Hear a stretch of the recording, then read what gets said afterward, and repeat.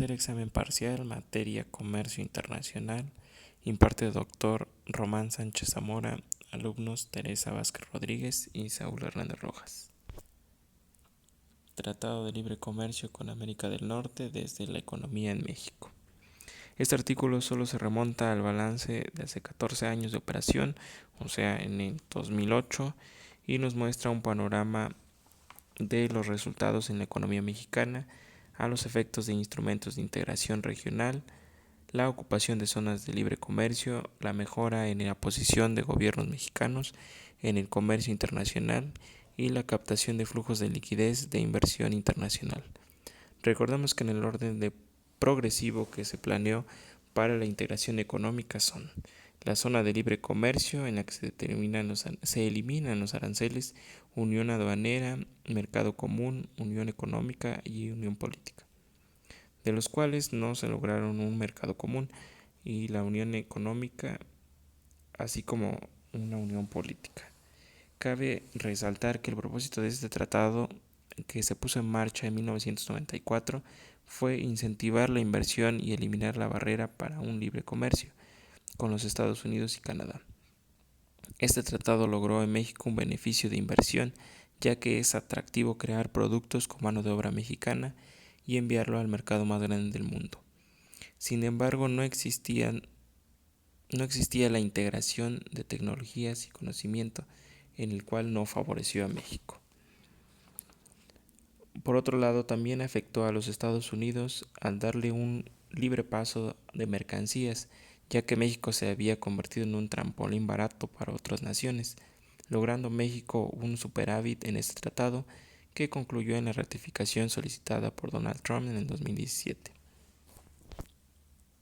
Ahora bien, la política macroindustrial para el cambio de estructuras y crecimiento en México, que aprovecharía para lograr ser más competitivo en la economía global, ya que requiere de ciertos cambios en la política industrial, reformas económicas, reformas laborales, reformas de estructura productiva e igualdad, que se posibilite a las mentes mexicanas competir contra los grandes exportadores en México que acaparan los mercados donde México tiene participación. Por lo tanto, es importante que la política industrial en México tenga transformaciones estructurales que favorezcan a la economía con una inversión de largo plazo. En consecuencia, en México la agenda de desarrollo comenzará a dar resultados positivos en la inversión y competitividad de la manufactura y en los mercados nacionales y en el mundial. Es por ello que concluyo que es del gobierno mexicano responsable de invertir y modificar las estructuras jurídicas que nos mantengan en una posición de desarrollo económico a largo plazo. El siguiente documento es algunas de las causas de las crisis financieras en México. La crisis financiera, que se detonó por factores naturales macroeconómicos en 1994, condujeron a una alza de la tasa de intereses y a la caída drástica de la actividad económica e ingreso personal.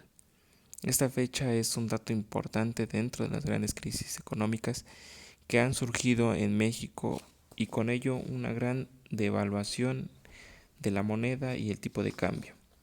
En 1994, donde los errores que desencadenó en esta gran crisis fue la forma de cómo se liberó el sistema financiero obsoleto.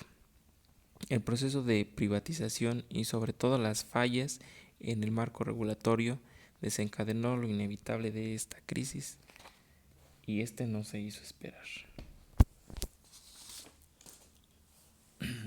El siguiente tema son las fuentes estadísticas para el estudio del comercio exterior en México.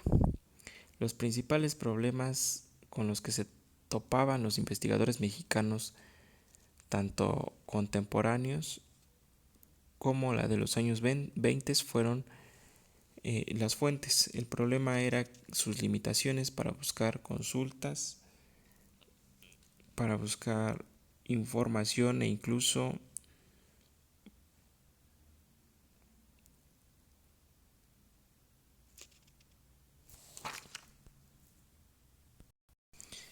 estas fueron sus limitaciones para buscar consultas de desorganización o la desaparición de la información e incluso el oculto de la información.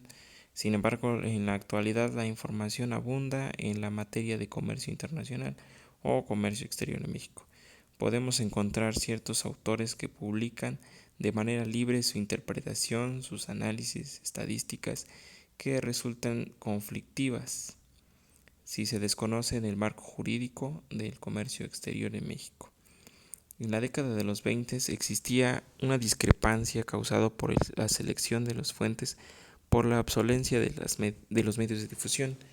Un ejemplo de ello era el tipo de cambio, donde las transacciones se realizaban con una convergencia en el que el impuesto del comercio exterior con el impuesto del comercio exterior.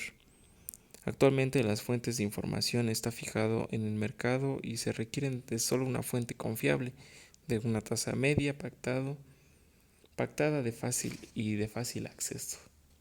Es importante para los historiadores e investigadores contemporáneos realizar una buena selección de sus fuentes serias y confiables con antecedentes de carácter independiente. Es importante este último que sea independiente, para así llegar a todos sus lectores e información propia.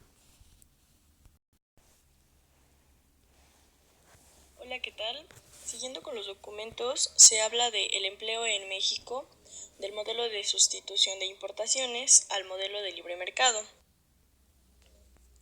La industrialización por sustitución de importaciones es una teoría económica que sostiene que un país, para lograr su desarrollo, debe transformar las materias primas que posee en lugar de exportarlas.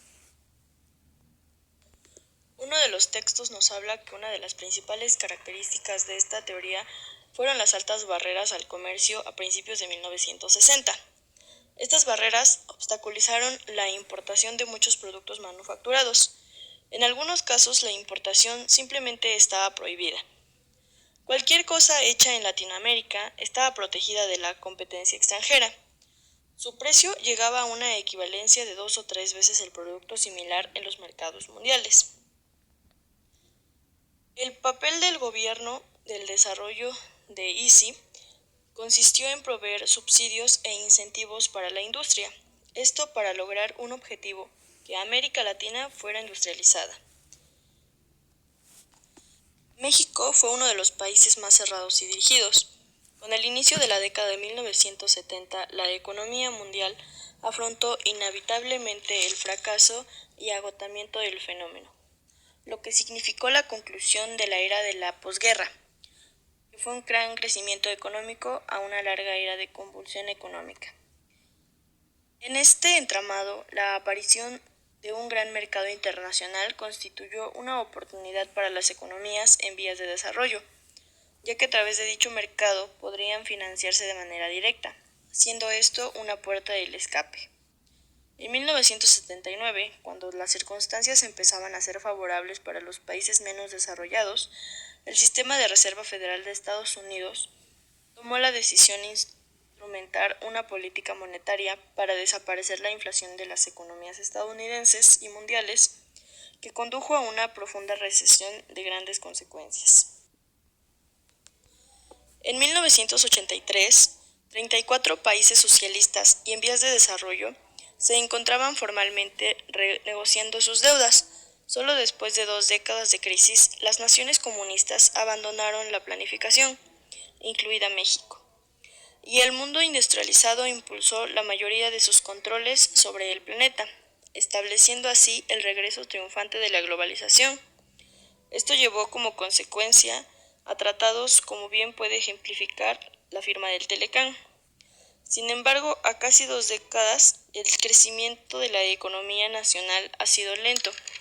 La política comercial ha sido exitosa, quizá para aumentar las exportaciones, pero no ha promovido el dinamismo en la estructura productiva del país.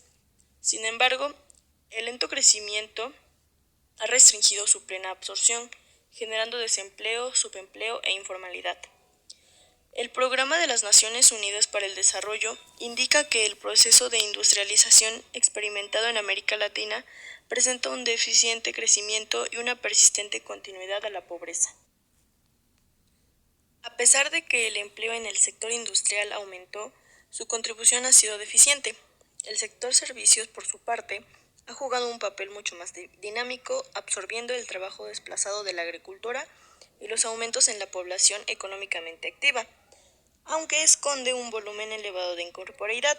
El crecimiento del sector industrial probablemente estuvo sustentado en el crecimiento relativo de la productividad, más que el incremento en el número de puestos de trabajo. En consecuencia, la economía mexicana ha tenido un incremento de la terciarización, experimentando así un desplazamiento del empleo hacia el sector informal, lo que significa baja productividad. Como consecuencia tenemos salarios bajos y por lo tanto un nivel de vida inferior al óptimo. Otro de los textos nos habla sobre los impuestos al comercio exterior. La normatividad en la política arancelaria y la relación entre la dinámica política, el sistema fiscal y los impuestos al comercio exterior tienen como antecedente la fuente alternativa de ingresos internos, como son el caso del impuesto al timbre y del impuesto sobre la renta. En México, como en América Latina, los impuestos al comercio exterior, principalmente las exportaciones, constituyeron la base de los ingresos federales. En las últimas décadas tiene como lugar cambios en la política económica que buscan, entre otras cosas, hacer que las finanzas públicas dependan menos de los derechos sobre el comercio exterior.